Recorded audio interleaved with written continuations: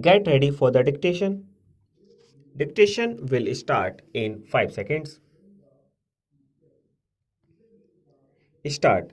If you scan the history of the railways in this country, you will see that it was the presidency towns Bombay, Madras, and Calcutta that determined the pattern of our railways as well as of our industrial and economic growth.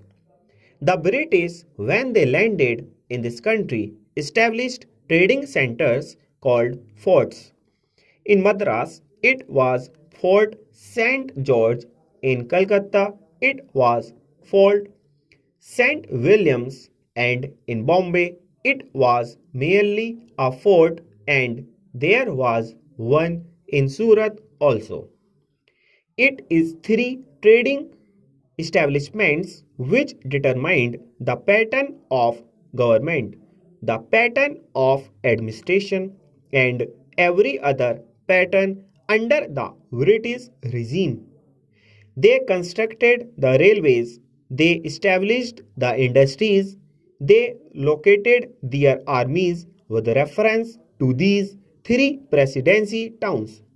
This idea of the presidency towns determining the pattern of our social structure, industrial advancement, and the system of our railways still persists.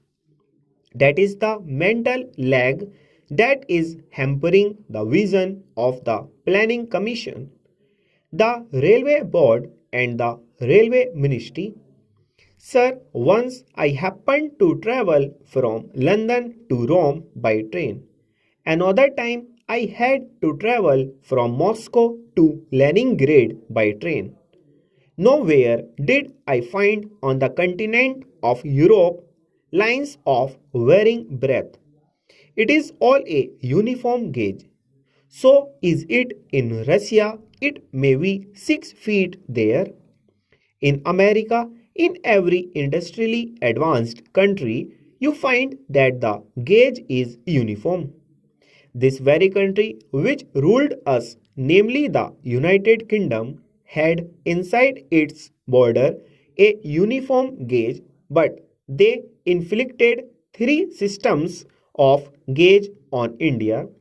They thought that that would perpetuate what is called their domination, or in the negative sense that it would impede the industrial and economic growth of India. Secondly, it would make India always the customer and purchaser of lines and locomotives and rolling stock from the United Kingdom. In the old days, I am told it is the government which built the broad gauge line, and it is the private companies that took to this meter gauge and the narrow gauge.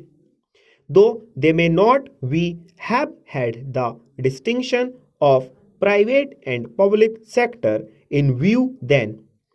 It now appears that what the so called public sector then did has been good, and what the private sector then did has been to our disadvantage.